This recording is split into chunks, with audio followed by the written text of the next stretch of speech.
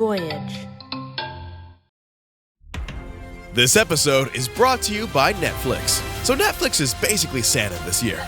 2 NFL games on Christmas Day, streaming live. At 1 p.m. Eastern, it's Cowboys, Commanders. Then at 4:30, you've got Lions, Vikings. Midwest football, playoff stakes, and probably some snow. Watching holiday football is a tradition the whole family can enjoy.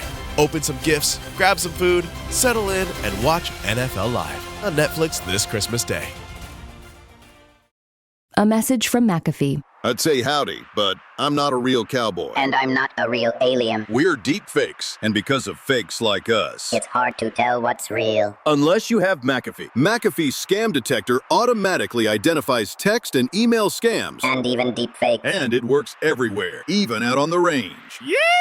But you're not even a real cowboy. If they're faking it, they're not making it past us. Get award-winning scam detection today. McAfee.com/keepitreal. Hello, my name is Linda Keene. Some might call me a psychic, but I prefer to call myself an intuitive. In 1987, I began to use meditation techniques to visit an astral plane that can best be described as heaven. It was there that I met a man with whom I had a deep connection, not only because his music had been the soundtrack of much of my life, but I would learn that our connection goes back several lifetimes. His name is John Lennon.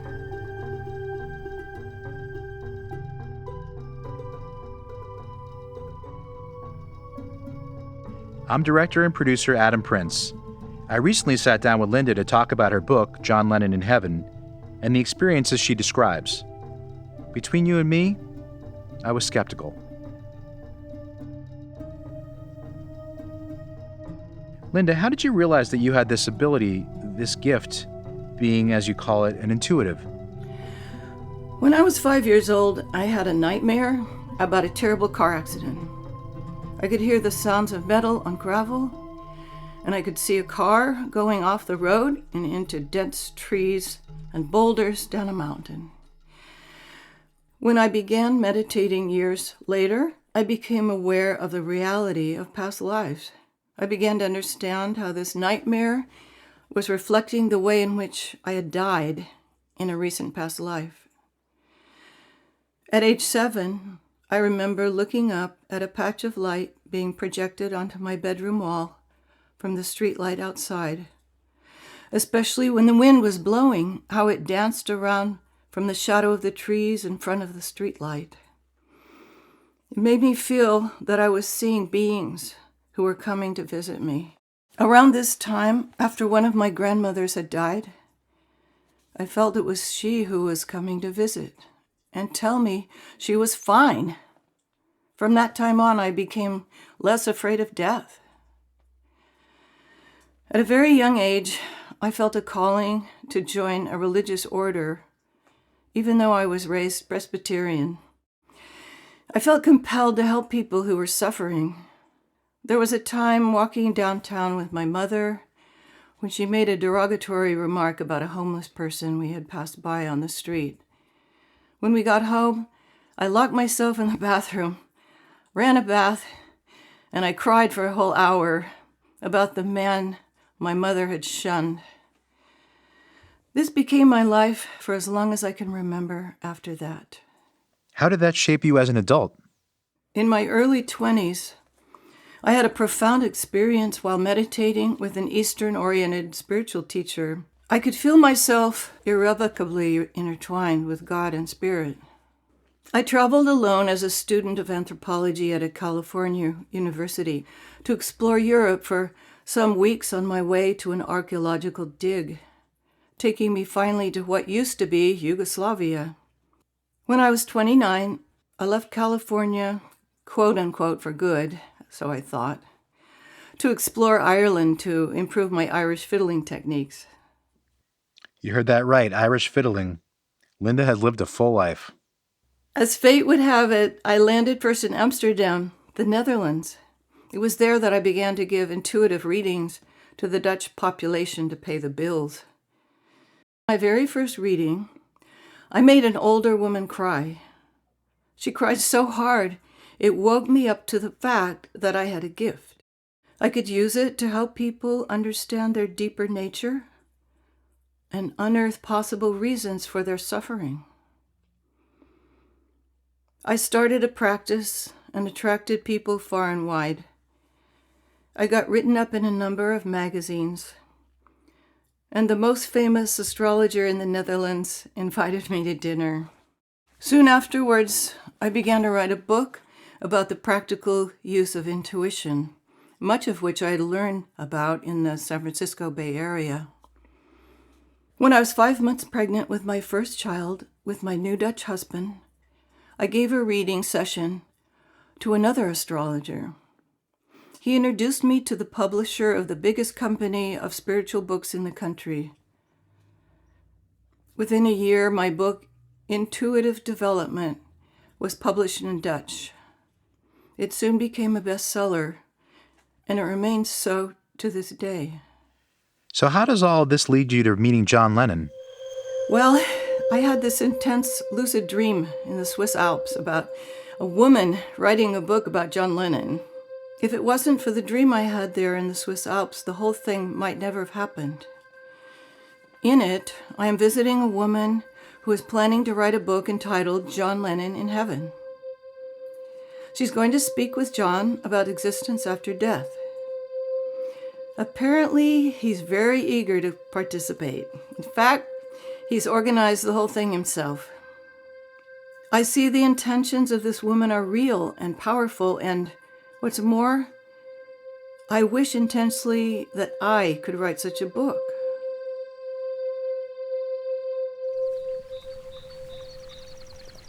Vacationing in the homeland of Carl Jung, the modern pioneer of dream analysis, I had been observing my dreams lately and writing them down.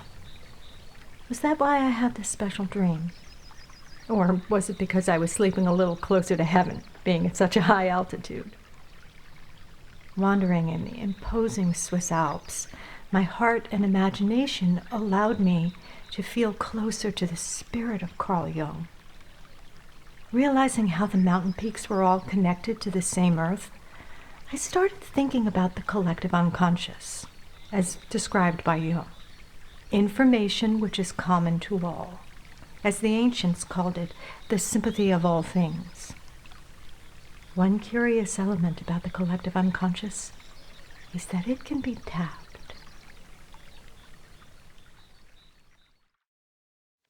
So you had this dream about John Lennon, who'd been dead for 7 years by that point in time, and you decide to, look him up?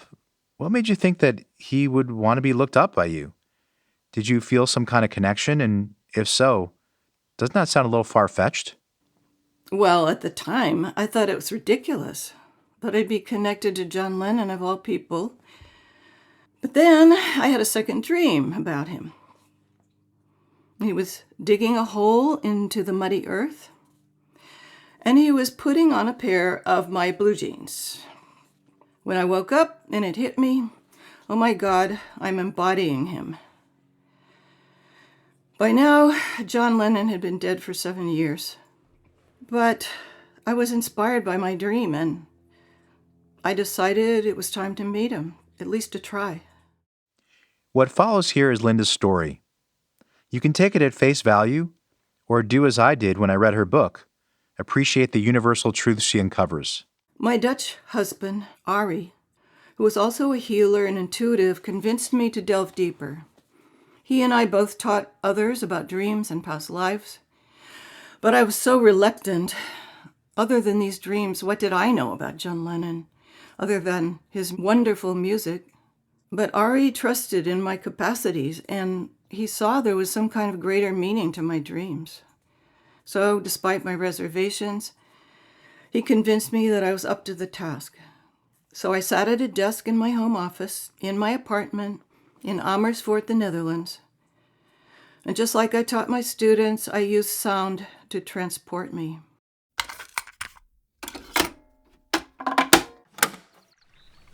The sun feels delightfully warm on my face. I can smell the moist green grass. The sky is blue with puffy clouds hanging lazily about, and everywhere around me are beautiful, colorful wildflowers. I am sitting in the shade of a large and stately oak tree. I linger a while, doing nothing. Slowly, I'm getting the feeling. It is the feeling to begin, to start somewhere, anywhere. I look to my left, and there's an elderly gentleman, well-dressed in a blue tweed suit, reclining in a lounge chair, asleep by the looks of it. He is handsome and well-preserved. I stare at his gentle, familiar face. Until his death a few years ago, Basil had been an important teacher and father figure to me. He gave me strength and courage to trust more and more in the reality of the immaterial world, in the power of healing and transformation. So, when is the show going to start? Basil opens one eye, straightens himself in his chair, and beams. I was wondering when you were going to ask me that. It looks as if you are having a touch of stage fright, my dear. You need to relax. Not be so nervous about all of this. He's right. I am nervous. Connect yourself more with the ground. Take a few deep breaths. There. That's it. Much better. He reaches over to a small table I hadn't seen before. He pours me a glass of lemonade and hands it to me. John is waiting. I know. I just can't see him yet. Am I not suffering from delusions of grandeur? I need you to help me. Don't be so fearful. Why is it that a famous name can be so incapacitating? We're just who we are, in this place, plain and simple. Of course, each soul is unique and has its own singular expression, but there are no famous souls here. Okay, let's get on with it. John, I can't see you yet, but I can feel you're here. Yeah, hello there. How's it going? I can now see the figure of John Lennon sitting next to me, as distinct as the oak tree. I'm surprised to see how happy he looks. His face is fresh and radiant. He's dressed in brown corduroy pants and a cowboy shirt. He has sunglasses on, so I can't see his eyes. His hair is medium length and tousled. He's got a slight growth of beard and full sideburns and a big smile. My heart pounds. You certainly don't have to be afraid of me or anything else in this lovely meadow. I'm so glad you and Basil asked me to come. Well, hello there, John. It's great you decided to show up. I mean, I wasn't so sure. How exciting that I finally get to meet you face to face. Linda, it's a pleasure to be here. You sure as hell took your time since that first dream we had together. Oh, I'm sorry. I didn't realize. So it really is true. I mean, you really did want this yourself. My God, kid. You're about as insecure as I used to be. But your insecurity makes it easier for me to get through. It's like you've got more channels tuned into me that way. You know how to listen well. You mean I can listen better to you because I'm unsure of myself? Something like that. I can get through to you with my own ideas because you're not blocking them constantly with your own plans and opinions. A channel needs to be empty in order to function properly. Basil offers him a frosty bottle of beer, which materializes out of nowhere. John takes out his wad of gum from his mouth and drinks it down. Take a look. What do you see? What do you feel? This is really one of the main reasons you're here with me in the first place. To perceive it for yourself. But it's going to take some time. You're going to have to be extremely patient. Not only with me, but with yourself. It's going to take years. And it's going to ask a certain amount of guts to keep on believing in us and what we're doing together. Basil, what is your purpose, sitting here with us in your lounge chair? Is it because you make me feel safe? Of course, I'm much more down to earth when you're around. And what about the funny fact that both of you are Englishmen? Is it a coincidence that we happen to be sitting here in the English countryside? I mean, both of you were British in your last life on Earth. My friend here, John, has helped on many diverse occasions, I must say, to bring some of this mystical and poetic inspiration back to Earth when it was so urgently needed. That is one reason so many people have dearly loved him. John and I were Englishmen in our last lives because we share a common history in the British Isles. If you look closely, you'll see that this is Celtic and more specifically and more distant in time, Druid. Linda, my dear, it has become a bit obvious to you, perhaps, that John and I are also old friends, just as you and I are. That's one reason our meeting has been able to take place. John and I have known each other before, just as you and John have. Oh? This was news to me. It explained so much, but it also birthed a million questions shooting around my brain. Are we going to talk about all of these things? Will those lives we've all had together be revealed to me through you and John? Eventually, but you'll have to let this whole meeting unfold naturally, without wanting too much. This attitude is essential for our success as a team. You make it sound like we're going to play soccer or something. By the time we finish, love, you might feel as if we had. I just have to tell you how much I admire you for your courage.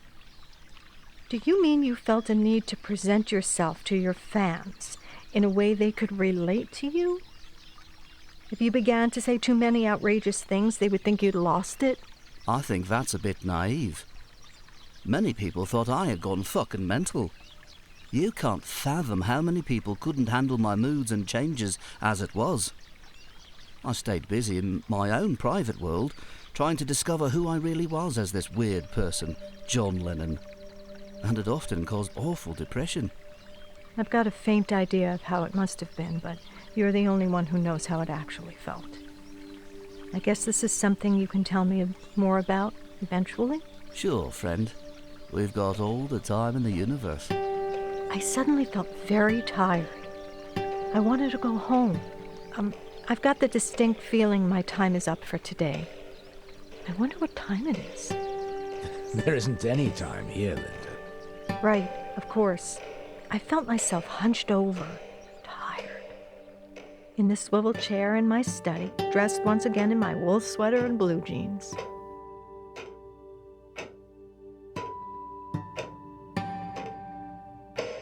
So you're back in the real world, so to speak. What were you thinking, and what did you tell your husband? Well, when I came out of the room, he just stared at me when I told him what had happened, and I myself just hadn't anticipated how real it would be. So, just from looking at me and the way I was talking, he was rather silent. Over the next 9 episodes, we'll follow Linda as she spends more and more time with John in the infinite realm. Then we'll move beyond the meadow to other parts of the astral realm, where he will reveal more and more to Linda about himself, and more importantly, about her. In our next episode, Linda returns to the heavenly plane to reunite with John. He plays a trick on her as a way of teaching her about previous lives and how their paths have meaningfully crossed over several centuries. Sing songs that none have sung. John Lennon in Heaven is a production of Voyage Media. The series is produced by Nat Mundel, Robert Mitas, Dan Benamor, and Adam Prince. Written and directed by Adam Prince, based on the novel John Lennon in Heaven by Linda Keane. The novel is available on Amazon. A link is in the show notes. Starring Steve Corona as John and Laura Jane Salvato as Linda. Additional cast credits are available in the show notes. Edited, sound design, and mixed by Andres Coca. Original music by Derlis Gonzalez and Beyond Abbey. If you're enjoying the show, Please leave us a 5-star review on Apple Podcasts or anywhere you're listening, and subscribe now for future episodes.